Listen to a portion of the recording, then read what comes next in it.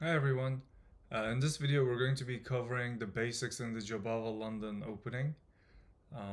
So this is a variation in the London system that I can play. And Daniel Naroditsky made a wonderful course on this, and most of the ideas are actually from there, but I'm just going to go over the basics. There's a lot of different ideas, there's also very technical ones, but it is actually a very natural way of playing the game. So we are starting with the Queen's Pawn opening. Now, again, this is a type of London system, so a lot of ideas with the London system coincide. And like if the opponent plays something like g6 or like knight f6, we're going to go over that. But the main reply for d4 usually is d5, the most natural way, the most organic way of replying. And this is where in the regular London you move the bishop to f4, but in Jobava you actually start with knight c3. So by moving knight to c3, you're attacking this pawn, and you're also telling the opponent that you're not going to play the queen's gambit, because now the knight is blocking the pawn's way. And after this move, one of the most natural ways is, again, to just support the pawn. And now we bring out the bishop to f4, just like in the regular London system. Now, because the knight is on c3, in the regular London, you're trying to push the pawns to c3 and e3, put the knight to here, put the bishop to d3, and we have a very solid position. So, Jobava London is repeating the same ideas, but there's some tricks that we can try to do too. By bringing the bishop to here, we are putting pressure over the c7 square, and just like in the Italian opening, we can actually try to do this um, attack, right? In the Italian opening, this can turn into the fried liver attack if the opponent doesn't play correctly, but it is a little bit different right now for white. So one of the best ideas for black to do is to push the pawn to c6 or a6, but let's actually go over knight c6 first. If the opponent moves knight to c6 first, it looks like a very normal way of playing, but whenever there's a d-pawn opening, usually black wants to attack with c5 in the future. Not right away, but maybe first bringing the bishop out, pushing the pawn, and then using this bishop's help to push c5 in the future. So if the knight is on c6, they won't be able to do that, and as white, we right away jump and we try to capture the pawn on c7. This is a wonderful idea that we want to take on right away. Now, there's actually not much for black to do. If they move the rook, we can do this fork. Like, the only move that really works is to block with pawn e5. So if pawn goes to e5, we're going to capture back with our pawn, and we're attacking the opponent's knight. Now, in the Italian opening, the knight could capture this, but that would lead to the fried liver attack in the Italian opening.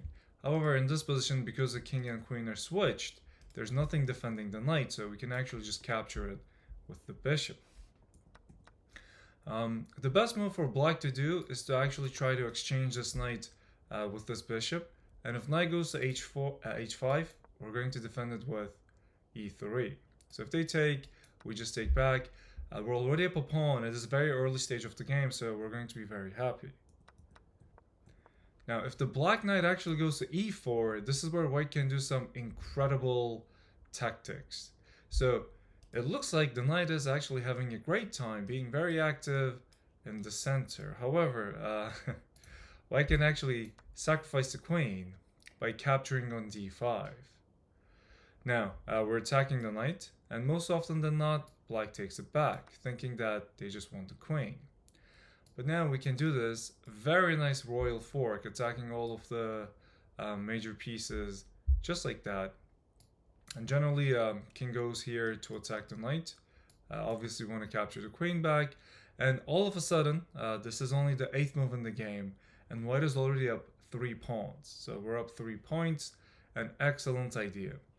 You do have to be careful as white too. Like the black knight is putting pressure on f2, so we don't want to make the opponent do some forks over there. I've seen some kids move the knight to d4 right away to try to like do a fork on c2. But if they do that move, guys, we can right away castle, align the rook with the opponent's king. So this is going to prepare a discovered attack. We're also attacking the opponent's knight on d4. If they move the knight right away, we can actually use the knight. We can do this discovered attack. We can go here. We can go here. We can go here. There's like so many ideas that we can do.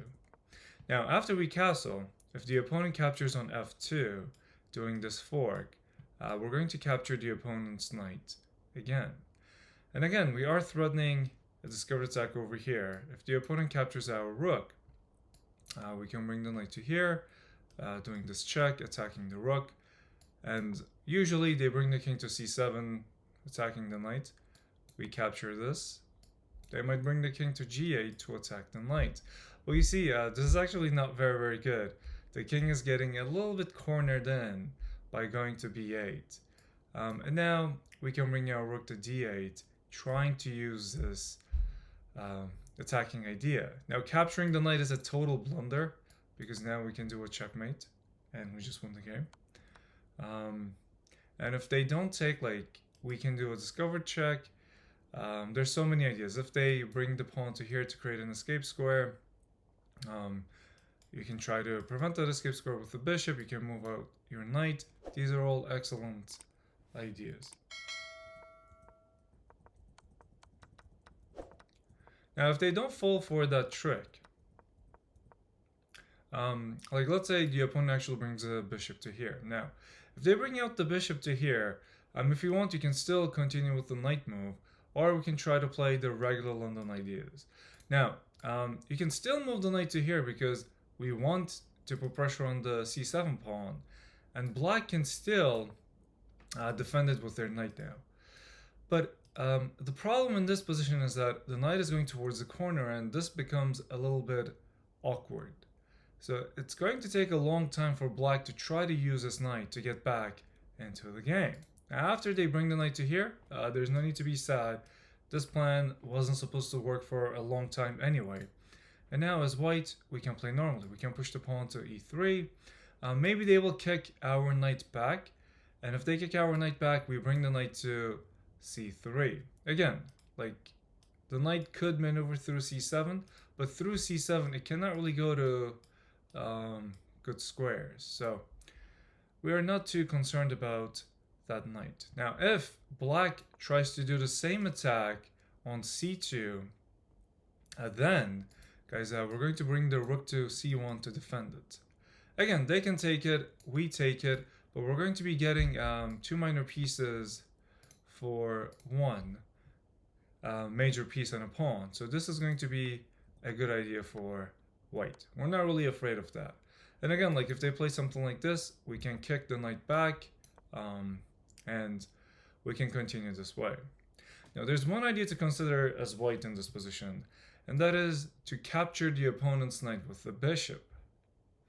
Now, we are actually going to be giving them a very, very bad pawn structure, so this is something that we can try to do. They now have double isolated pawns, and they're also corner pawns. They're on the rook's file. And the c6 pawn also becomes a backward pawn right now, but again, like in the future, black could try to move the pawn to c5. So this is an idea that white can definitely try to do. But let's go over some major plans. For example, let's say instead of moving the bishop, black moved the pawn to c6. Now, if they play c6, then there's definitely no knight b5. There's no way we're going to do this. And that plan can be put aside. Now, another plan that we can try to do as white is going to be developing the pieces and preparing a flank attack over the king's side. So in order to do that, for example, if let's say we bring our knight to f3, maybe they will bring out their bishop to here. We can push the pawn, they bring out their pawn, and now a very important move, we can bring our knight to e5. There's also a very prominent idea in the regular London system, and by moving the knight to here, we are centralizing the knight. Now, for example, let's say they bring the bishop somewhere like e7, a passive idea. We can now start attacking with pawn g4, because since we moved the knight, queen is attacking, queen is defending the pawn, the knight is defending the pawn, so black actually cannot successfully capture this. And after bishop goes over here, we can also continue with h4. So again, this is a very, very strong idea that we can do. Now, if black moves the pawn to h5 to prevent us from winning the bishop, now also like we do want to move the pawn to h5, like let's say they castle. The bishop is going to be trapped because after bishop goes to e4, we can play f3, and there's nowhere safe for this bishop to go to. But yeah, let's say they play h5 to prevent our pawn from advancing to h5. Now we're going to play g5. We are closing this flank attack a little bit, but like after they move the knight to somewhere, let's say they go here, we can bring our bishop to d3 to attack the opponent's bishop. And they should take the white bishop. If they don't take the white bishop, like let's say they castle, you can actually capture this bishop right now, and we can win a pawn this way. But even if there was no way to like win the pawn, if our knight wasn't there, we would still take it with the bishop, give them these double pawns, and in the next turns, you want to bring the queen to d3 to attack this weak g6 pawn. So this is also something that white can do very well. Now, there's another way we can start this attack. Instead of moving knight to f3, we can actually start with pawn e3. And if the opponent brings the bishop to f5, we're not going to move the knight to f3, but we're going to play f3 itself. And our goal is to try to push the pawns that way. If the opponent plays h5, we're not going to push the pawn, but more often than not, they move the knight to somewhere like d7, or they push the pawn to e6. And then again, the same idea. We're going to be moving the pawns, trying to trap the bishop, but obviously the opponent can stop this attack with h5. If they do that, now again, we can push the pawn to g5 to kick this knight back. And then we're going to do the same exact idea, bringing the bishop to d3. If they take us, we can take back with the queen. And next, we want to castle queenside. We can move the knight through e2. And in the future, guys, this is important. Like, even though we have a very, very good position, in order to actually materialize it, we got to do a pawn break in the center. So we're going to be preparing e4. This is very important. So these are the major ideas that we can try to do as white against Jobava London. If you guys enjoyed it, please like and subscribe. We have a Chess.com club page in the description below. It's all free to join, and we do have arenas on Fridays. If you guys want to check it out, it's in the description. See you guys in the next video. Bye.